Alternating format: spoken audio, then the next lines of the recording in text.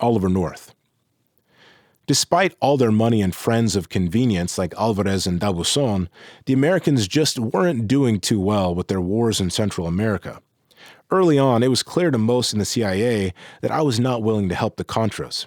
Nevertheless, the Americans had for years come to me for help and advice, and when things started going badly for them in Central America, they tried it again. The initiative came from the man known as the greatest of the true believers, Oliver North. In North's view, I was no different from men like Alvarez or D'Abuisson, mere operatives who did his dirty work. North was a user of men. He would be the one to find friends of convenience, pay them off, and discard them when their work was done. Like Alvarez, he also wanted to be the conqueror on a white horse. He wanted to be an American hero. While I had 2 meetings of note with Oliver North, and I could see that he was indeed the brash, self-assured man people now know him to be, I had no idea at the time of the scope of his enterprise. I had to assume that the impetus for him searching me out came from the White House and CIA men I had dealt with over the years. His first overture developed under unexpected circumstances. In 1985, Lieutenant General Robert Schweitzer, the director of the Inter-American Defense College in Washington, D.C., invited me to the institution's commencement address. The college brought in officers from Latin American militaries throughout the hemisphere, excluding Cuba, of course. The officers study and attend lectures for an entire term. This was the second time I had given a speech at the college, and it was a pleasure to do so. I thanked the general for his invitation, went to the commencement, gave my speech, sat through some formalities, and went to a brief reception. This was all followed by an evening event, a gala party on a ship cruising the Potomac. I was standing on the deck with a colleague when General Schweitzer called me aside. "General Noriega, I'd like you to meet a colleague of ours, Lieutenant Colonel Oliver North of the United States Marine Corps," Schweitzer said, excusing himself politely after the introduction so North and I could talk. I was surprised by the introduction and by North's presence, since I didn't think he had anything to do with the college staff. That was true, he said. He had heard that I would be attending this evening cruise, and had sought out an invitation especially for the purpose of meeting me. North may not have remembered, but I had met him several other times. In 1983, when he had accompanied Bush, and another time the same year when he had traveled to El Salvador with then Secretary of Defense Caspar Weinberger. On that occasion, I remember that the head of the U.S. Southern Command, General John Galvin, and I had agreed that we would give Weinberger the opportunity, as an old soldier from World War II, to review the troops. Weinberger had been touched by the gesture and reacted emotionally to the opportunity. One other point, Weinberger apparently had been accompanied by another aide whom I just can't remember seeing, Colin Powell. If he had been there, Powell was far in the background, although he said in his autobiography that at this courtesy visit, at which we didn't exchange a word and at which I was paying honors to his chief, that I was evil. North got down to business. He described himself as being at the helm of the Contra supply effort. "We're in a war here, General. My orders come directly from President Reagan and Vice President Bush," he said, emphasizing his important central role in all of this. North had apparently gotten to the cruise ship sometime before I did, and he was many drinks ahead of me. It had made him loose and talkative. It was evident that he wanted to leave me with the impression that he was not just any lieutenant colonel, but a special one, a man who even had the ability to give commands and do things that men of higher rank, even generals, could not do. He made references to needing to get to know me, to having heard about my good work for the United States, and talked about how he was having problems in Miami because of allegations that people working for him on behalf of the Contras were also flying drugs. He spoke for a while like that, insisting that we would get to know each other. He was quite insistent and said that he would keep in contact with me and also with the Panamanian military attaché, who was standing nearby. I didn't say much, listened politely, and after a while we broke off. That was that. The whole thing left me a bit surprised. His brashness, his having sought me out, and I was wondering whether the whole thing was the word of a braggart who had had one drink more than he should have. I brought up the matter in passing at a meeting during the same U.S. visit with William Casey at CIA headquarters. "Is it true what North says about his work with the Contras?" "Oh, yes," said Casey. "It's true. North is who he says he is." I had no direct contact with North for a year or more after that. Then he approached me for help. In the summer of 1986, I got a call from Joaquin Quinones, a Cuban-American who would contact me on behalf of the National Security Council. I had met Quinones through Pigua Cordobes, a Panamanian businessman. He was a political ally of Bush, a diplomat of some kind who had sought unsuccessfully the post of U.S. ambassador to Panama. Quinones was represented to me as a messenger from the White House. At our first encounter, he had said that he was impressed by our military forces and that Vice President Bush was very much interested in Panama. Quinones, like North and all the other envoys I met, told me that Bush was handling the Contras business directly. Sometime afterward, Quinones came to Panama for a visit. He told me that Oliver North was visiting Iran and Israel and would be interested in meeting with me. They knew that I had a trip scheduled to Europe, so they suggested that North meet me on his return leg in England. I said that I had no problem meeting with him. The meeting was at the Victoria Gardens, a hotel I was staying at close to the Panamanian embassy.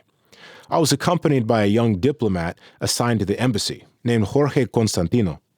I remember that we got together with the Americans at the left side of the lobby, toward the rear. There's a kind of alcove where they serve coffee. It's an isolated and private spot where you feel like you're in a room by yourself. I recognized North easily from our previous meeting in Washington. He was disheveled, as were the men who accompanied him. He had the look of someone who had been traveling all night. He hadn't shaved, and you could tell from his breath that he had been drinking. Richard Seckert and John Singlob were there too. They were both retired military men whom I hadn't met before, but whom I recognized later when the Iran-Contra scandal unfolded. Singlob, I recall, described himself as chief of operations for the team. He gave me his card. Both men also looked unkempt. Their clothing had the creased look of people who had been on the road. I did have some forewarning of what this was all about, thanks to Mike Harari, my Israeli contact, a former Mossad officer based in Panama City.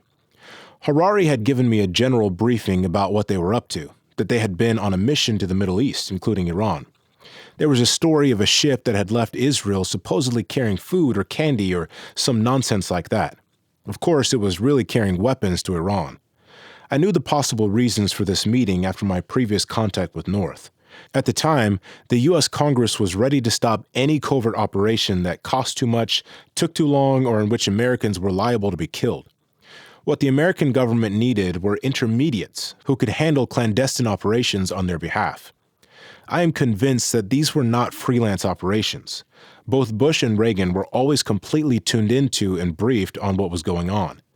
Everything was handled at a distance by men like Dwayne Dewey Claridge, who was the CIA regional chief for Latin America. Along with North, John Poindexter, Nestor Sanchez, and others at the National Security Council, these men promoted a clear Reagan administration policy. The underlings always made sure to tell me they were asking for my help in the name of President Reagan or in the name of President Bush. The president, they would say, has authorized us to start supporting the military against the guerrillas in El Salvador and to launch attacks against Nicaragua. The problem for them was we never agreed to participate in any of it. Quinones was also there, acting as translator. The atmosphere was quite cordial and respectful. North had a matter-of-fact, no-nonsense way of talking. He got right to the point, addressing me with the professional air of one military man speaking to another. He said he was worried that the Contras were not showing much combat ability, and the United States was having trouble providing them with economic aid. It was time for Panama to take a leading role in supporting the Contras, he said. In return, there will be a clean slate. We'll forget about all the bad stuff we've heard, he said, referring to the political charges being planted in Washington by Panamanian opposition leaders. We'll just forget about it. He made it sound like he was offering Christmas presents to an obedient child. He said he wanted us to set up a commando operation to plant bombs, mine Nicaraguan harbors. What we need is a few spectacular acts of sabotage. I remember Quinones translating the words spectacular and sabotage. Sabotage, sabotage, sabotage. He repeated it more than once. He took out a piece of paper with a laundry list of things he wanted done. Blowing up high-tension lines, acts of terrorism in Managua, mining the harbor, and he cast the Panamanian military as his last hope. He had nothing else. The Contras had not been able to do anything. There's money in it for you and for Panama, he kept saying.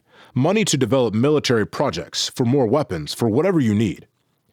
I thought North's proposal was ridiculous and never even considered it, not even for an instant. Look, the answer is that we just can't do this, I said. I think you should face reality. The Contras have lost their opportunity, if they ever had one. The capacity of the Sandinista forces has grown, and they are far superior in strategy and defensive posture. They have learned very fast. Their tactics are from the Soviet military, essentially a Soviet defense.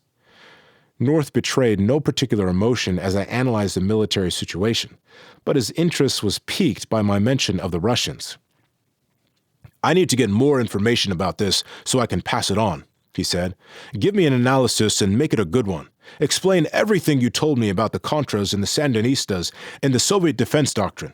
I need to show something like that to Reagan and Bush, at least, because I'm responsible for what is happening.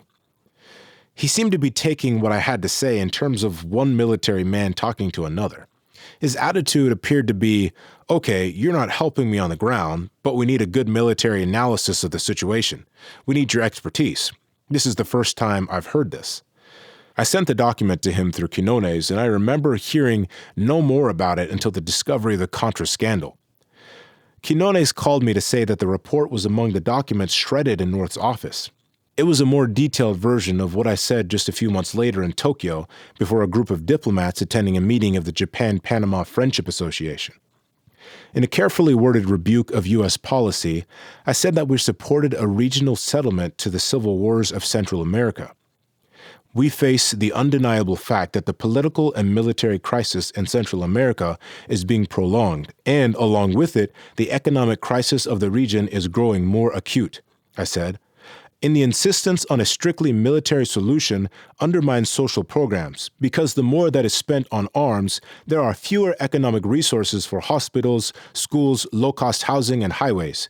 In reality, what is happening in Central America, casting aside all literary adornments to explain it, is that the region is simply becoming an experimental battlefield for new military doctrines and concepts.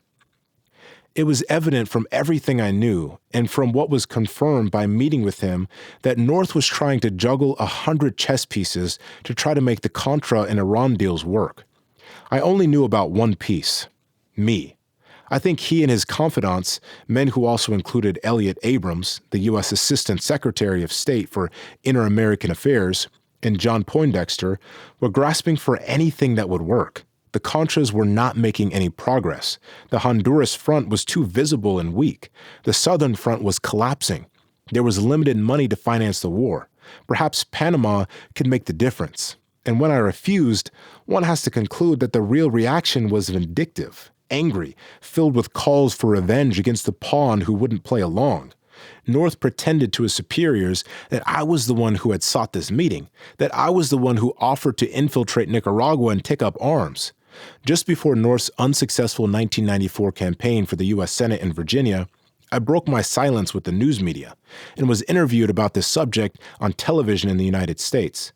I repeated the story and told everything I knew. I am certain that my words helped him lose.